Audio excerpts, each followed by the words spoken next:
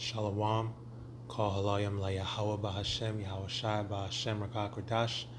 Double honors unto the apostles, bishops, and elders of Great Millstone that rule well and taught us His truth through the Spirit.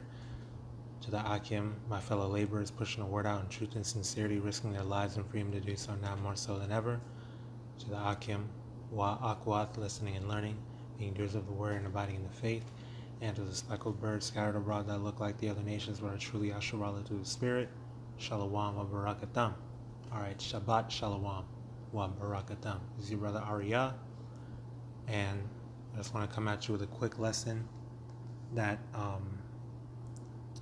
I'm doing because of this comment right here on a previous video I did going in on Esau, and pretty much it was just about Esau and how he loves blood and he's a bloody man, and you know he loves blood so much his own bloodbath is waiting for him. Okay, you know, I was bringing out the scriptures on it. Ezekiel, I believe, chapter 35, if I recall correctly. And I don't know exactly what I said in the video to prompt this person to make this comment, but he said, and this is a dude named Jagdish Prajapati, might be an Elamite.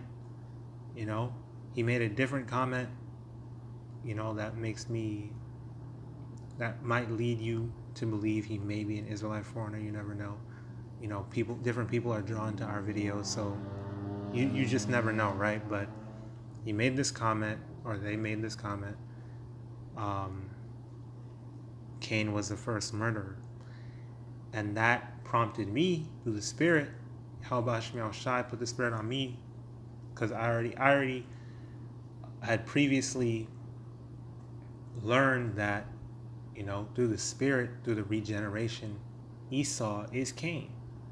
So I looked into it more, you know, utilized YouTube, utilized the Akim and their videos previous videos they did, and you know, I got more details on it. Okay, and I replied with this, you know, Cain and Esau are one and the same. Regeneration is real, you know, but I'm gonna go ahead and, you know, go into it more, you know, based on what I've learned, you know, through the Spirit and power of YAHAWASHI. Okay, and I'm still not gonna go into as much detail, but just to break down the milk of it. Okay.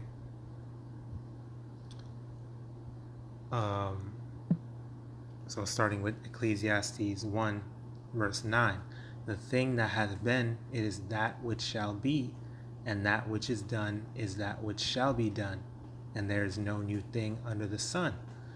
Okay.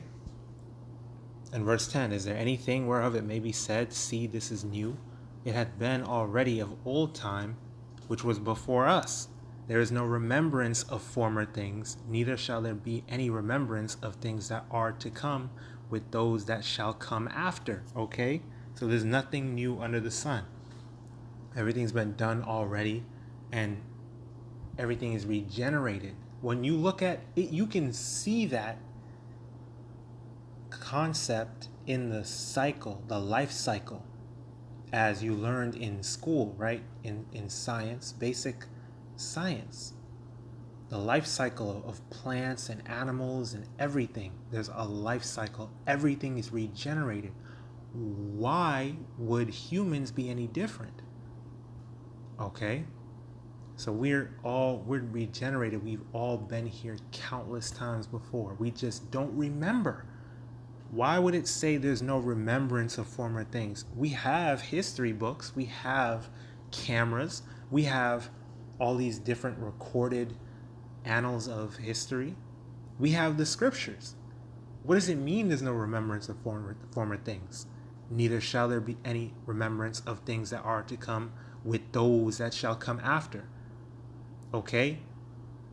We just don't remember our past lives. But we know that we were here before. We know that we did have a past life, and this is a new life that we're living. Okay? So you got to understand. Bro, that's regeneration in one scripture. Okay? In 3 verses, that's regeneration telling you right there. Boom. Okay? So then, I'm going to get Sirach 33 and 14. Good is set against evil, and life against death. So is the godly against the sinner, and the sinner against the godly. So look upon all the works of the Most High, and there are 2 and 2, one against another. Okay, that's balance.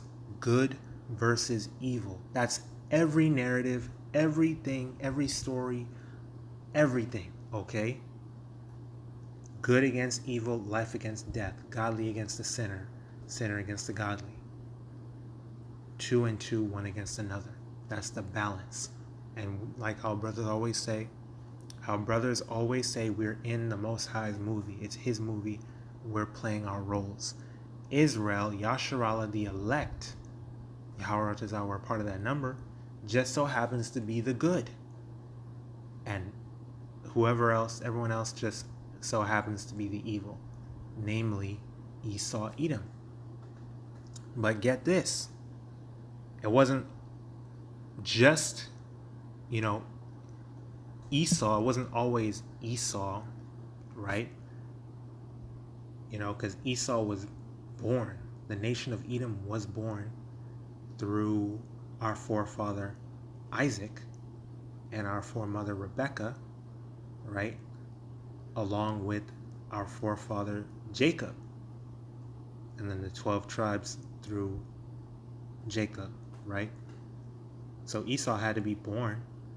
But even before Esau, there was what? Cain.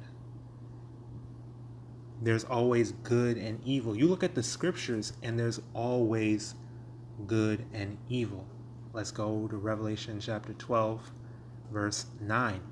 And the great dragon was cast out, that old serpent called the devil and Satan, which deceiveth the whole world. He was cast out into the earth, and his angels were cast out with him. So looking at this verse, it mentions the old serpent. What does that remind you of? That reminds you of the book of Genesis. Okay? Called the devil and Satan, which deceiveth the whole world, right? This is the wicked one, all right? You could say the main antagonist. That old serpent, it's not a literal snake. See? That's referring to the sons of the wicked. Okay? There were nations. Aside from Adam and Eve, they were in Eden, Well, the whole world was called Eden, YAHAWADAH, I'm remembering all this correctly, and I'm articulating it correctly, okay? The whole world was called Eden, but they were in a specific place. They were in the garden, right? But there were other humans. There were other people. It wasn't just Adam and Eve, just one man and one woman. Okay, that serpent is referring to these heathens, man, these other nations, the sons of the wicked. Okay, and that same spirit of the sons of the wicked was regenerated over to Cain and then to Esau, the Edomites. Okay, who we know today as so-called white people. They want to run from their true nationality, but we know who they are. Okay? Think about it like this. If Cain was made into a nation called the Cainites, we'd be calling the so-called white man Cainites. Okay? If the history went in if you change the person, right? You rearrange history and you change the person over to Cain, it would still be the same thing. We would know who the wicked that person is. Okay, we still know that it's the Edomites. All right, up to this point, they try to say that the Edomites were done away with or whatever. That's what they say about everything. They say everything is done away with when they don't want to deal with it. When they want to deny and lie. No, you people are the Edomites. You are the wicked ones. Okay? Alright, Satan's chosen people. Like how the Most High is a chosen people, which is Yasharallah, which is the good. Satan has a chosen people, which is the Edomites, which is the bad. Just so that, YAHAWADAH, again, I'm articulating this well enough for you to understand. But pretty much, hey, that's what it is. Like, okay, just to put it in a certain way that is understandable. Okay, so we're regenerated, all right, and we're brought back. So Genesis chapter 4, verse 1, and Adam knew Eve his wife, and she conceived and bare Cain, and said, I have gotten a man from YAHAWAH. And she again bare his brother Abel, and Abel was a keeper of sheep, but Cain was a tiller of the ground. Okay? Cain the older brother, Abel the younger brother. Abel was a keeper of sheep, but Cain was a tiller of the ground. All right. Verse 3, and in the process of time, it came to pass that Cain brought of the fruit of the ground an offering unto YAHAWAH. So he brought a fruit offering. When you ever heard of a fruit offering? Okay, Yahweh don't want no fruit offerings. It's always been meat. Okay, that it's like a blood. Because the life of the flesh is in the blood. The scriptures tell you that. All right, it's not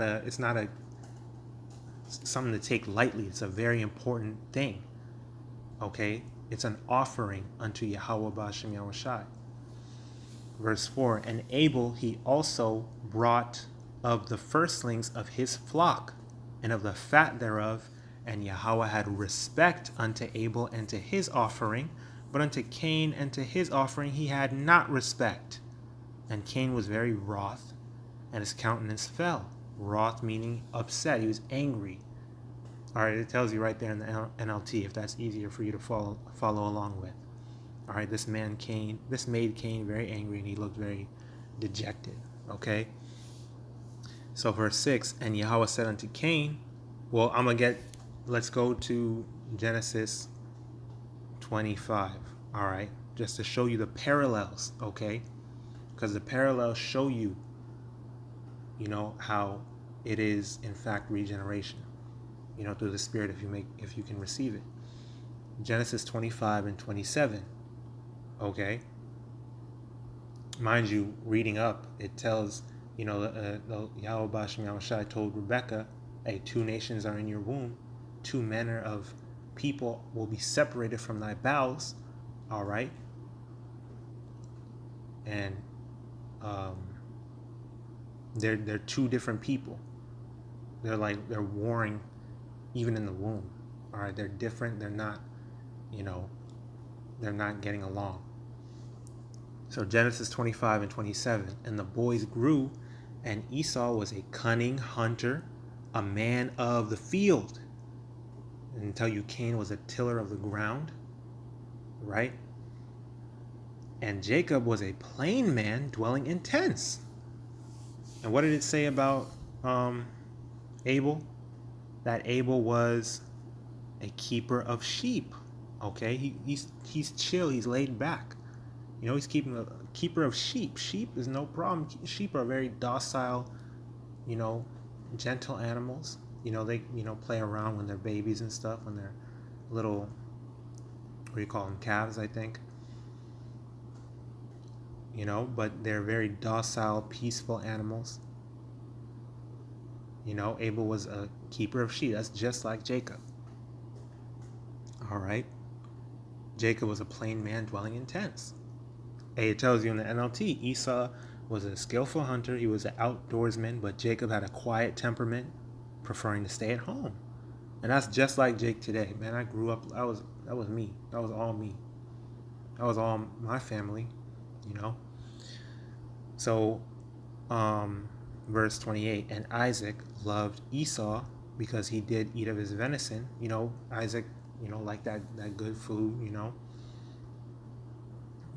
obviously probably Rebecca, taught the boys some recipes and things like that. You kind of have to use your imagination sometimes, when it comes to the scriptures, not necessarily inserting, a whole bunch of BS, because that's what Esau loves to do, but within the realm of possibility, using logic, common sense, especially the time of the the ancient world and all that.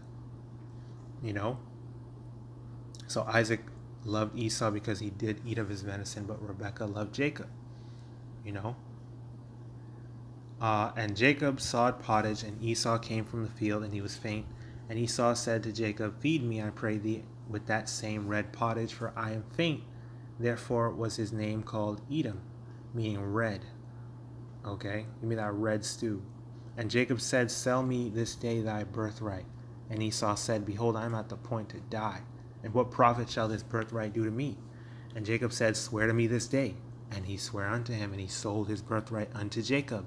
Then Jacob gave Esau bread and pottage of lentils, and he did eat and drink, and rose up and went his way. Thus Esau despised his birthright. So Esau didn't give a damn about his birthright. It was a consensual, clean transaction. Okay? So keep that in mind when we go to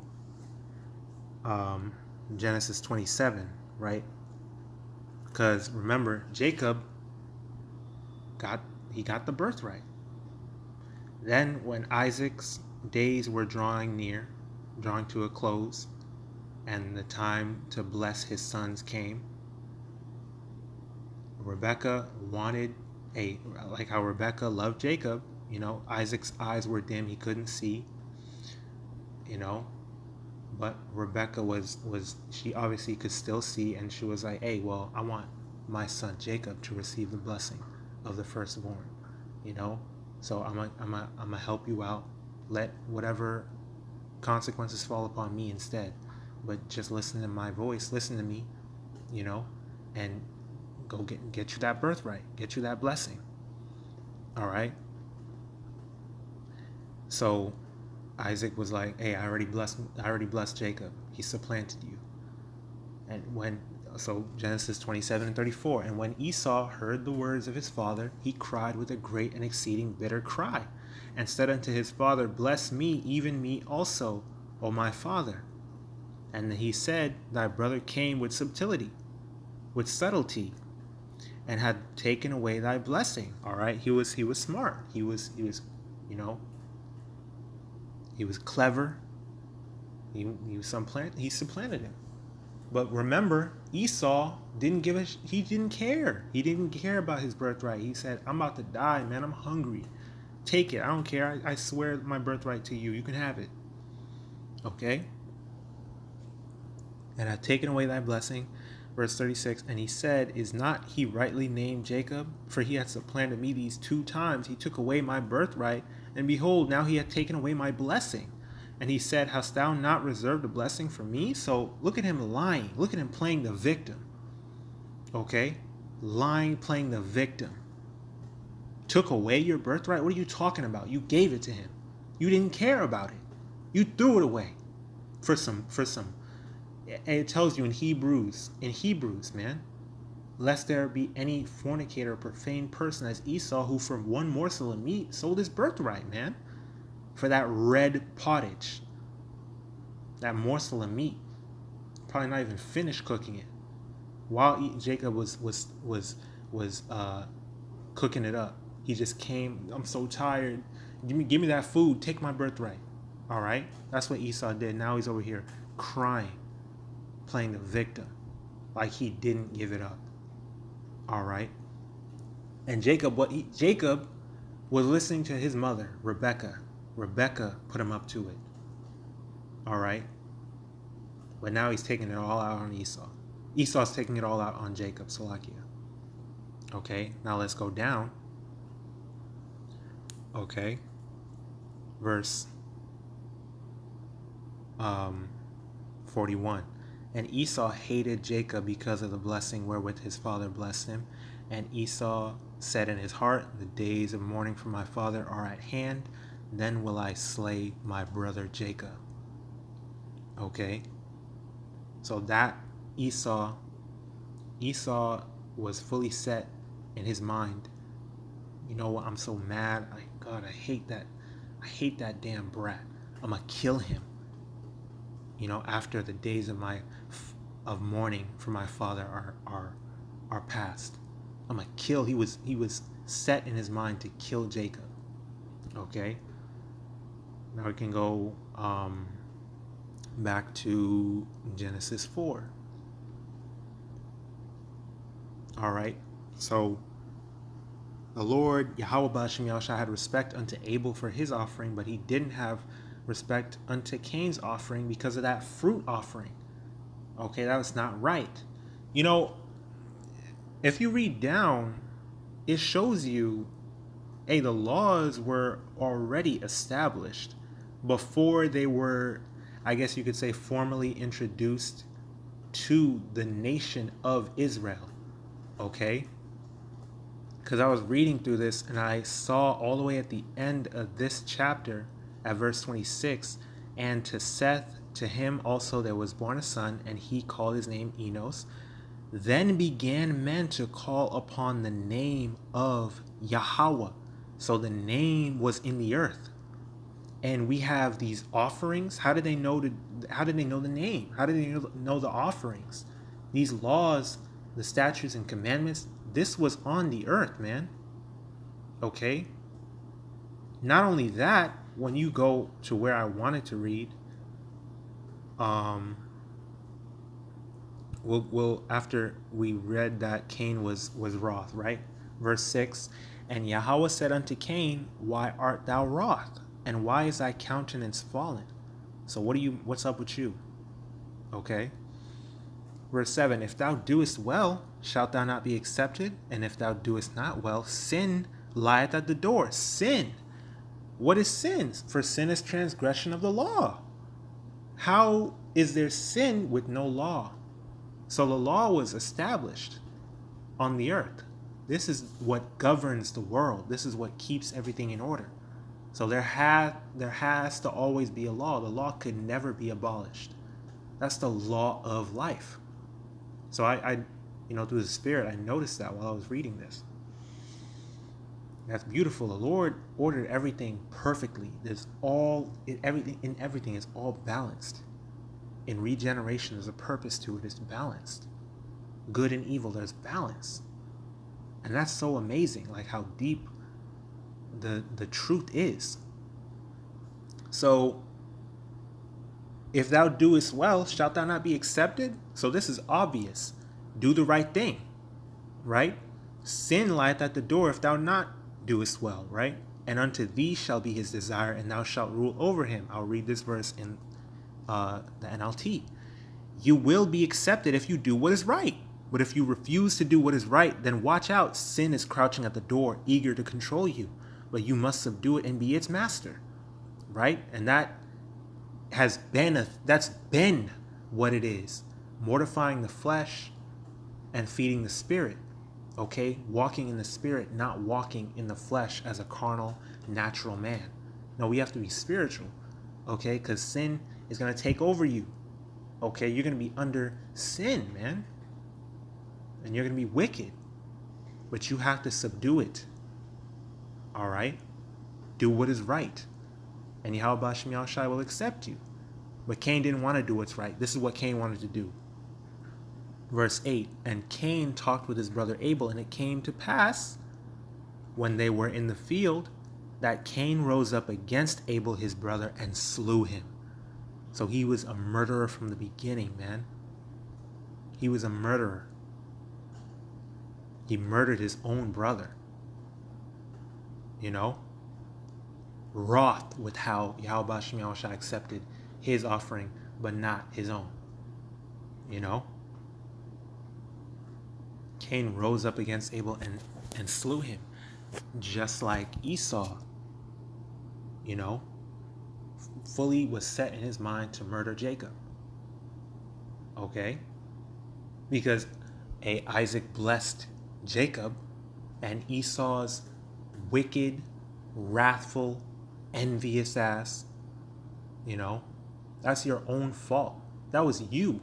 Jacob had nothing to do with it, really. All right? He had nothing to do with you, you know, losing out on your birthright. Really, again, it was a clean, consensual transaction that you agreed to. How are you mad at someone for the deal that you agreed to? Isn't that what Esau does to us all the? And by the way, Esau kills us day in and day out to this day as well. Okay? And then, isn't that what Esau does with his contracts and how he gets these people with these deals because they didn't read the fine print or whatever? But what can we do? We're gonna get taxed. We're gonna get thrown in jail.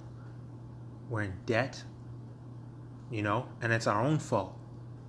And they tell us to deal with it, but you can't deal with nothing. Okay, that's the hypocrisy. That's the wickedness. All right, Cain and Esau alike. As you can see, I titled it C and E. All right. So there you see the parallels between them. All right. And then I'll go to 1 John 3 and 11, which is one of the verses I replied to him with, or them with, because I don't know what they are. So 1 John 3 and 11, for this is the message that ye heard from the beginning, that we should love one another, not as Cain, who was of that wicked one, okay, and slew his brother. And wherefore slew he him? Because his own works were evil, and his brother's righteous. Just like Esau, Edom. Okay? You despise the birthright. So YAHAWASHI went ahead and gave it to Jacob, your little brother. Okay? Because Esau came out first. And Jacob came out holding on to his heel. You know? Cain came out first. Abel came out second. Abel was born second. You know? Not as Cain, who was of that wicked one and slew his brother. And what does it mean, who was of that wicked one? Okay? In the NLT it says, we must not be like Cain, who belonged to the evil one. You know? Hey, the old serpent, the devil and Satan. That same spirit of the sons of the wicked. See, there's good and evil from the beginning. It's 2 and 2, one against another. Because his own works were evil and his brother's righteous. And this is all predestinated. This was ordained from on high when you read Romans 9. Okay? It's just how YAHAWASHI set it up. And you got to deal with it. Okay? Then Jude 1 and 11. Woe unto them, for they have gone in the way of Cain, and ran greedily after the error of Balaam for reward, and perished in the gainsaying of Kor. Okay? And then I'll just get Obadiah 1 and 10. For thy violence against thy brother Jacob, shame shall cover thee. Whose brother is Jacob? Esau. Okay? This is talking to Esau, to Edom. For thy violence against thy brother Jacob, shame shall cover thee, and thou shalt be cut off forever. All right? that vagabond. Cain was a vagabond. You know, he was given that mark. All right, he's a damn fugitive and a vagabond for the blood of his brother Abel.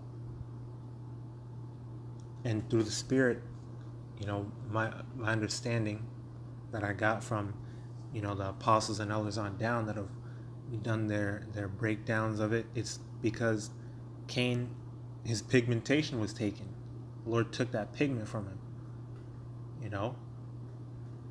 So it's like he was made, you know, leprous, a red man, because the so-called white man, that's why we call him so-called, because he's not white, he's red, just like Esau, Edom, you know,